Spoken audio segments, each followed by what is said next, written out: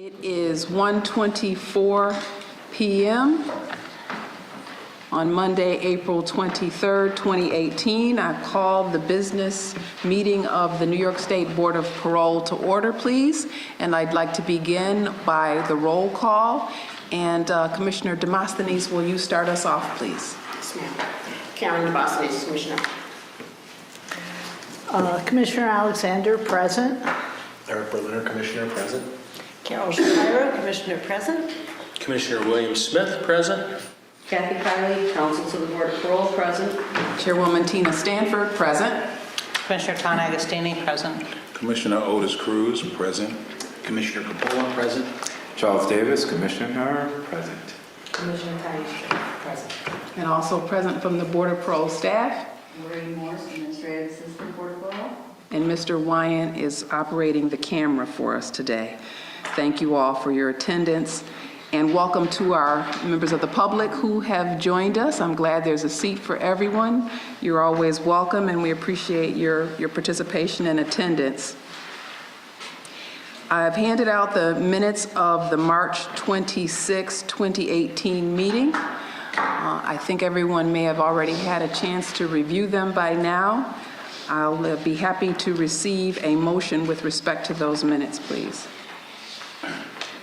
Make a motion that the minutes be accepted as written.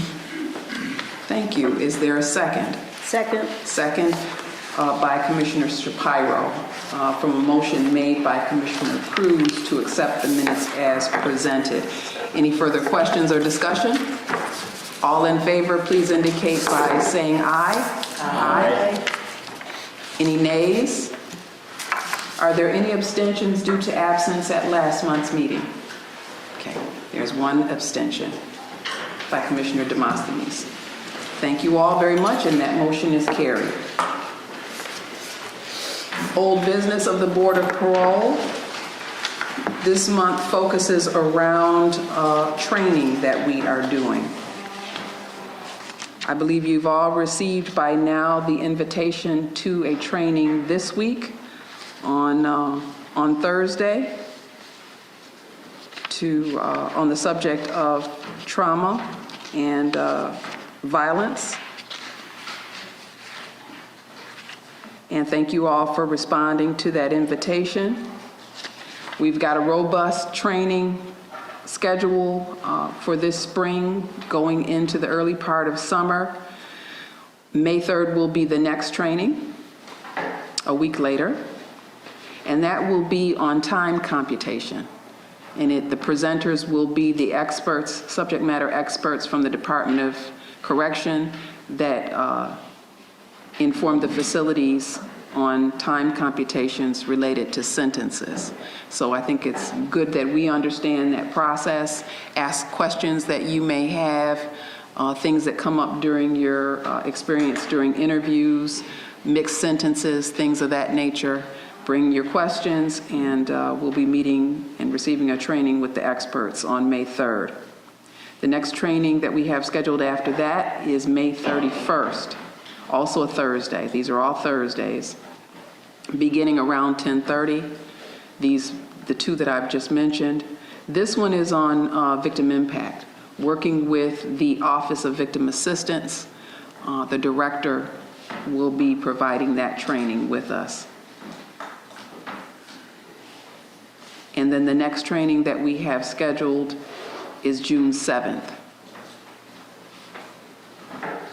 And we'll be receiving experts and professionals that work in the college programs that are offered through the Department of Corrections and Community Supervision. We'll meet with some of the administrators of the programs, representatives of some of the colleges that are involved. Again, thankfully at no cost to the state, and some of the graduates of some of those programs, I think, are also on the agenda to make presentations to us.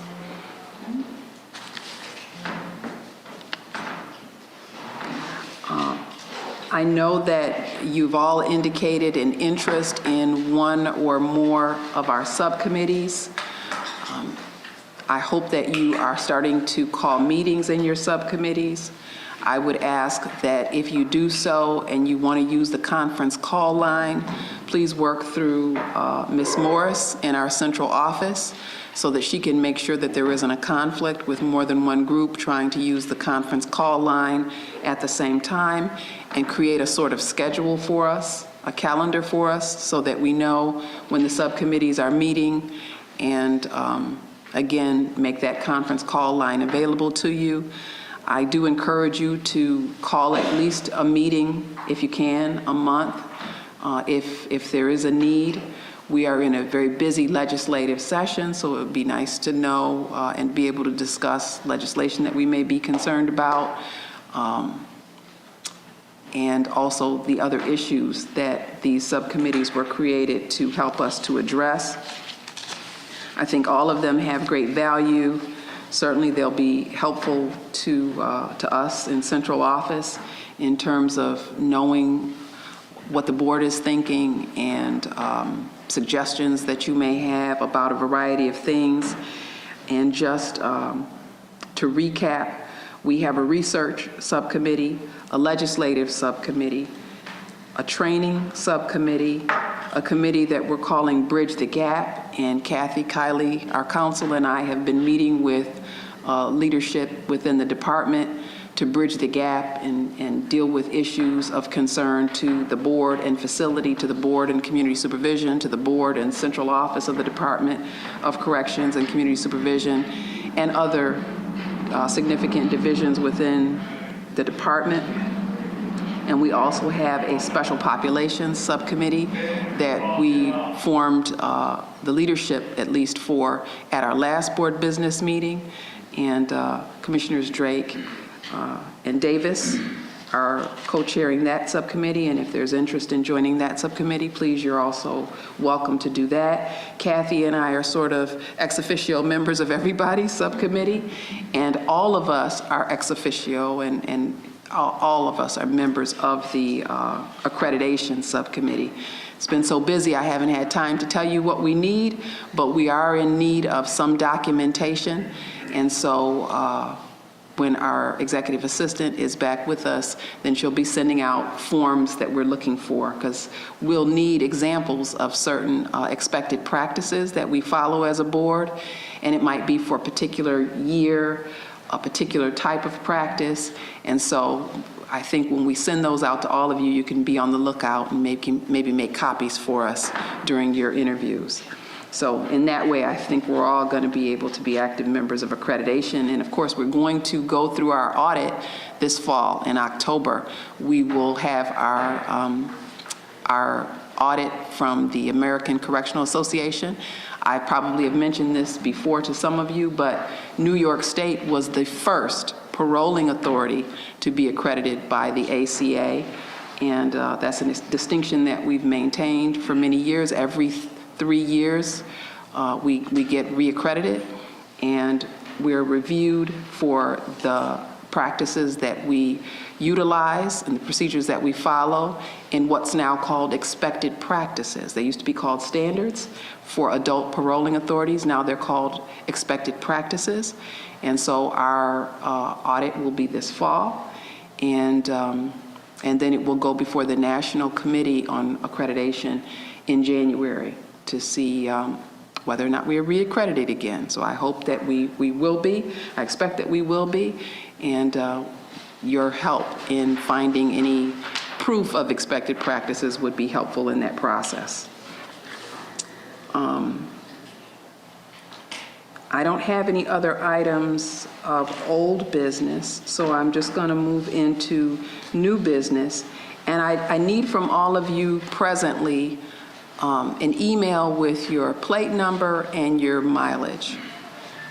There comes a point in time when the cars that we drive all over the state may be eligible for replacement, and so I need to know what cars have a certain amount of mileage. I know you all put a lot of miles on your cars, and we appreciate that you take care of them yourselves. You manage your car yourself in terms of wear and tear and inspections and things of that nature. We should be getting placards soon for this calendar year. and I need to know who's got what cars. I think I have an up-to-date list, but I want to make sure. So if you would send me your plate number and your mileage, then that would help me to keep up with those matters. We don't have any other items to vote on or discuss today. So I don't have any other items of new business. Are there any motions with respect to any items anyone wants to raise as new business at this point? Okay. Well, we're going to move into the portion of our meeting that deals with correspondence, announcements, and invitations.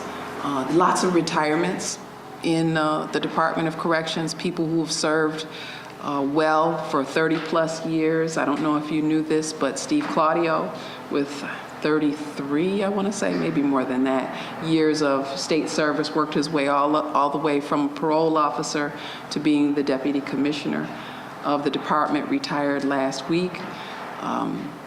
Amazing career. It was a very well-attended event, and wish him well in his retirement.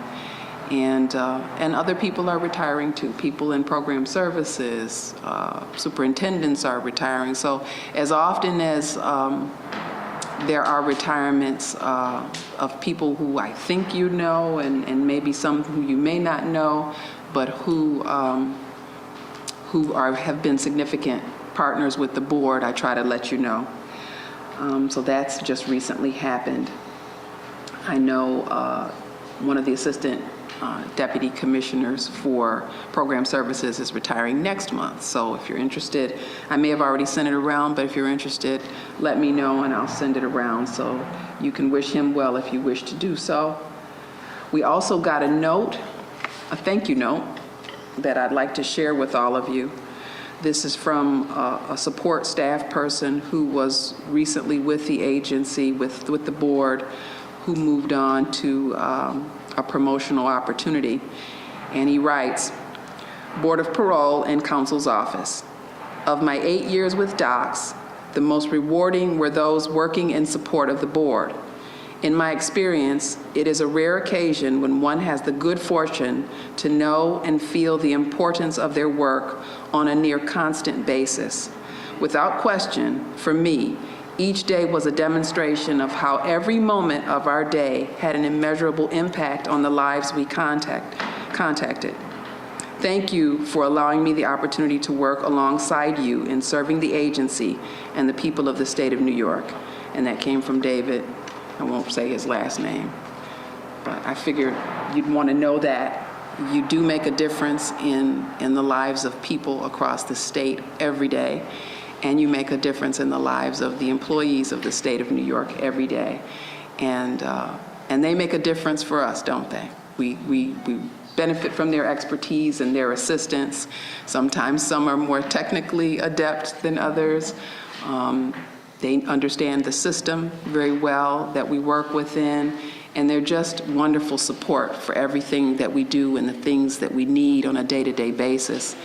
And present company is not accepted. And I'm looking at our administrative assistant as I say that, and of course our fabulous counsel who are always working on our behalf. Even when they're not in the office, they're always working on our behalf. So we appreciate them. And this week is Administrative Assistance Recognition on Saturday. I'm sorry, on Wednesday. So I would ask, don't forget your staff people in your local offices. All right, are there any other correspondence, announcements, or invitations that anyone would like to share? Okay. And I don't know, I think we may all be caught up or near caught up with the Sunshine Fund. Commissioner, you doing okay with that? Okay, thank you, ma'am. All right, so please let us know if anybody's got any major events occurring so that we can acknowledge it as appropriate. So with that, is there a motion to enter into executive session? And before you go any further, we do have matters to discuss with our attorney that are outside the boundaries of open meetings law. And that's our purpose for entering into executive session today. Is there a motion to do so? And then at the conclusion of executive session, adjourn the board business meeting for this month. So moved by Commissioner Berliner, or is there a second? Second by Commissioner Coppola. Any further questions or discussion? All in favor, please indicate by saying aye. Aye. Any nays? Thank you. We are in executive session. Thank you all very much.